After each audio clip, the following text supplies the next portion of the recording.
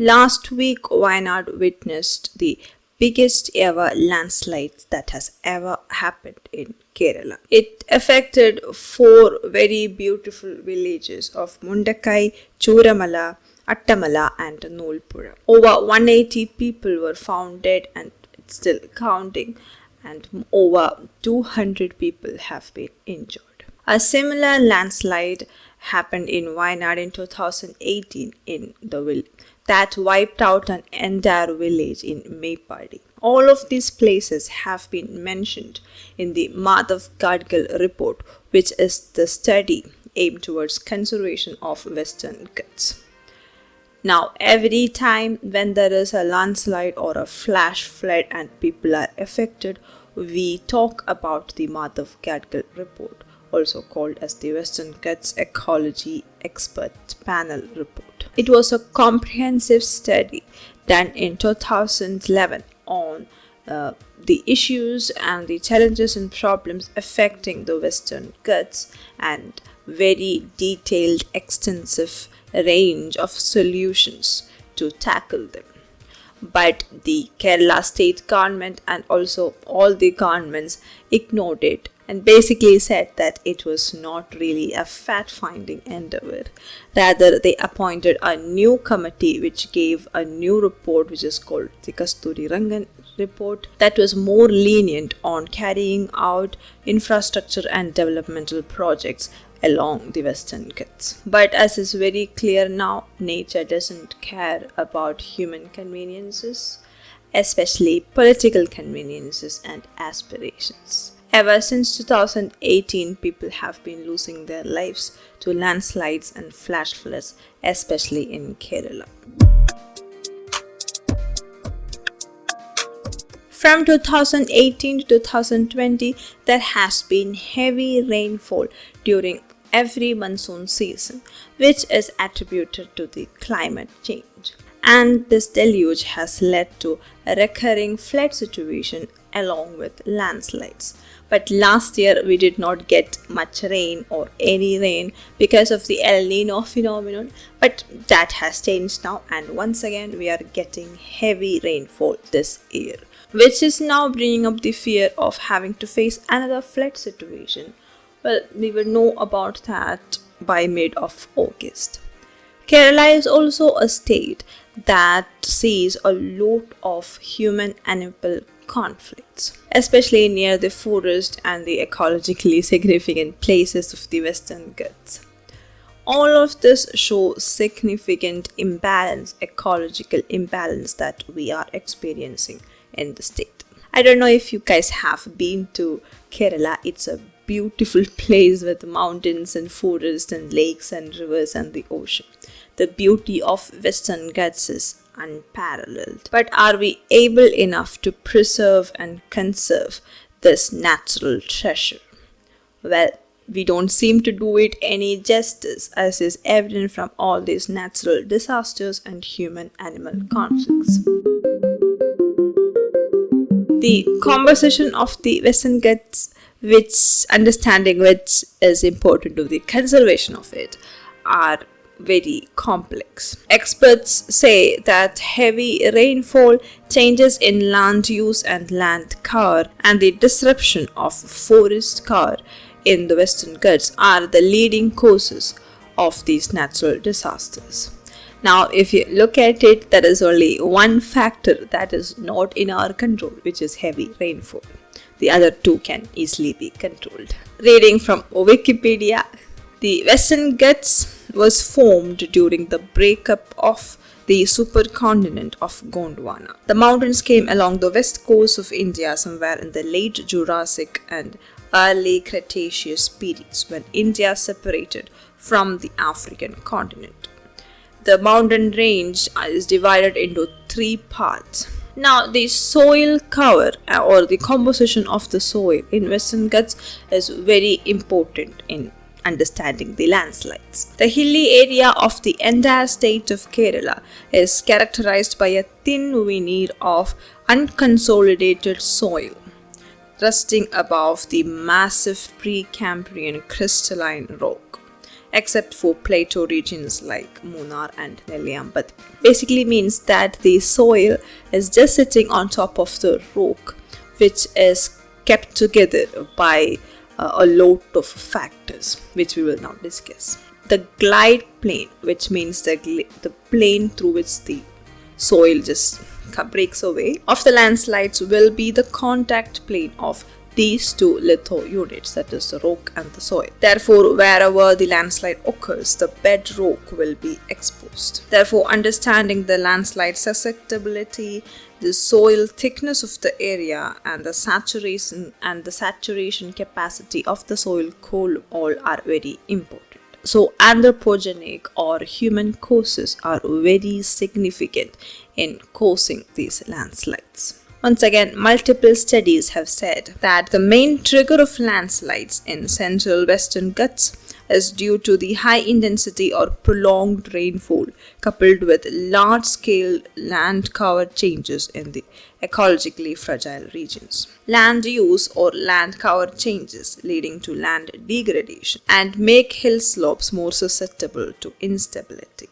We have witnessed intense disruption of forest cover for resorts under the guise of ecotourism, mining, quarrying, monoculture plantations, agriculture, human settlements, roads, railways, etc. Factors contributing to slope failures are large-scale land use changes leading to removal of natural forest with native species, blockage of stream network leading to poor drainage network in the hill rocks, removal of vegetation or obstruction of drainage channels, streams, and construction of resorts and villas hindering the natural flow of water, destabilizing the slope through the removal of basal support with steep slopes cut for linear projects, roads, pathway, etc., and residential buildings near the base of the slope. Changes in rainfall patterns, recurring instances of high-intensity precipitation in short duration due to changes in climate with global warming. These are all the contributing factors to the landslides. Well, it goes without saying that I don't have a sponsor yet. But not to worry, I will sponsor my own video. More precisely, my book will. This is the first book that I wrote.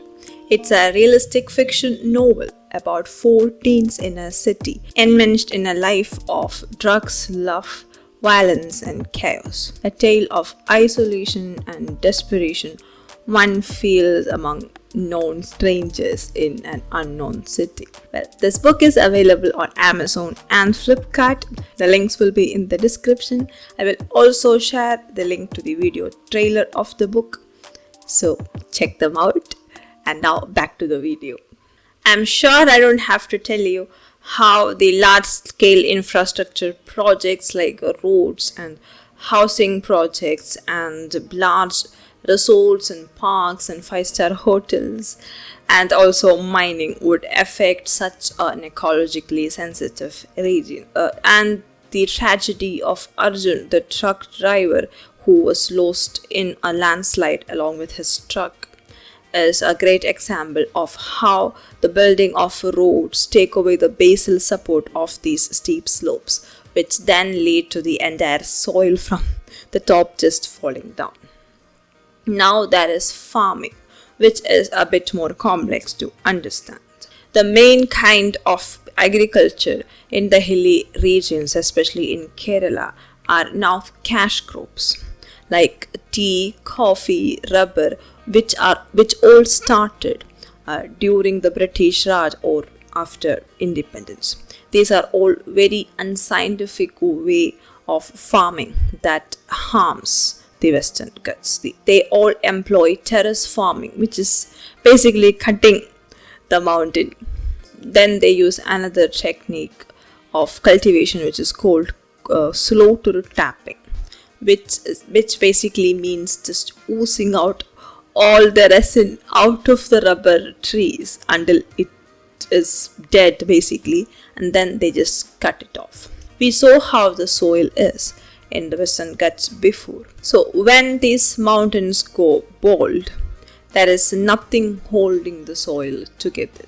Also, traditionally, too many streams of water keeps constantly flowing downhill these mountains, because otherwise all this water from the mountain top, which comes due to rain or from inside the rocks, they will get lost somewhere, and when the area cannot hold that water any longer, it will just fall down. With it, the entire massive land will also come crashing down. Now, infrastructure, parks, resorts, hotels, and agriculture all need to hold the water within the mountain range, and they all tend to collect this water somewhere, and that creates such a dangerous situation during the monsoon.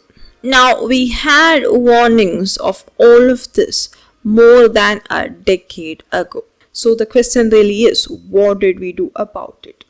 Well, we just aggravated the situation.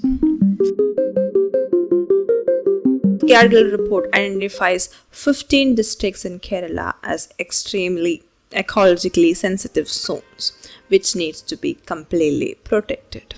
In spite of the protected areas, which are the national parks and wildlife sanctuaries, so on.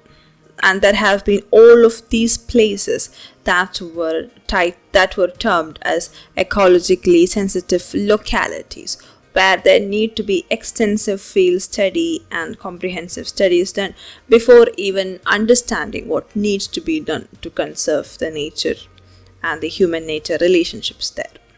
But all of those places are now witnessing all these devastating disasters.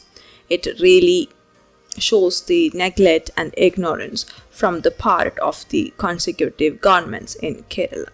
The main recommendation it gives is to create ecological sensitive zones, which are in 3 levels. The extremely sensitive regions should be in ESZ 1, then 2 and 3. And all those recommendations which they gave in 2021 are being reinforced by post facto studies as well.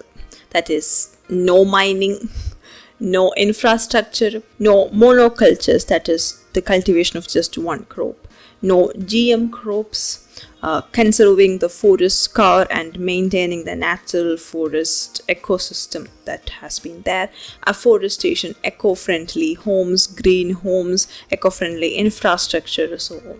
They basically aimed at sustainable developmental goals as the way forward for Western Ghats. By the way, we know that Western Ghats is a World Heritage Site.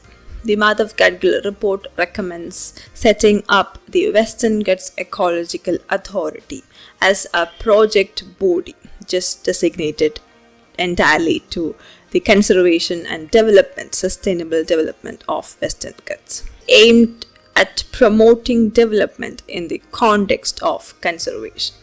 The main point that Madhav Gadgil report puts forward is that development and conservation should not oppose each other. They are not in conflict with each other.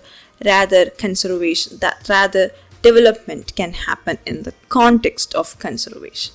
When we consider how rich and diverse ecosystems like Western Ghats are, we should never really think that it would lead to less opportunities or poverty for the people living there. Rather, conserving the nature, especially in places like the Western Ghats, would lead to greater prosperity and abundance to the people who are living there.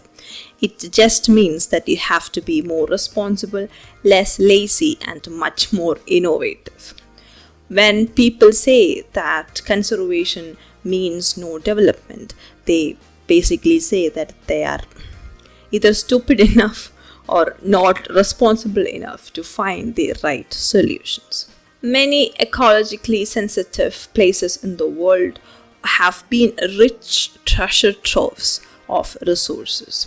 But then again, whenever we talk about conservation, be it Amazon or Australian coral reefs or anything, we still come to this development argument.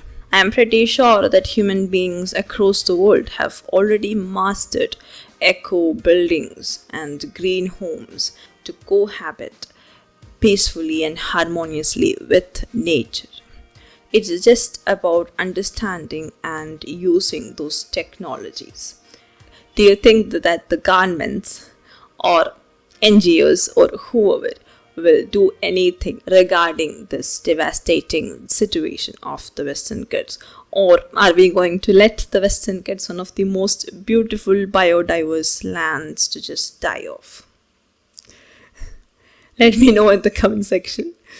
Share this video with somebody who wants to know about the reality of Western Ghats. Subscribe for more contents like this. Until we meet next time, bye bye.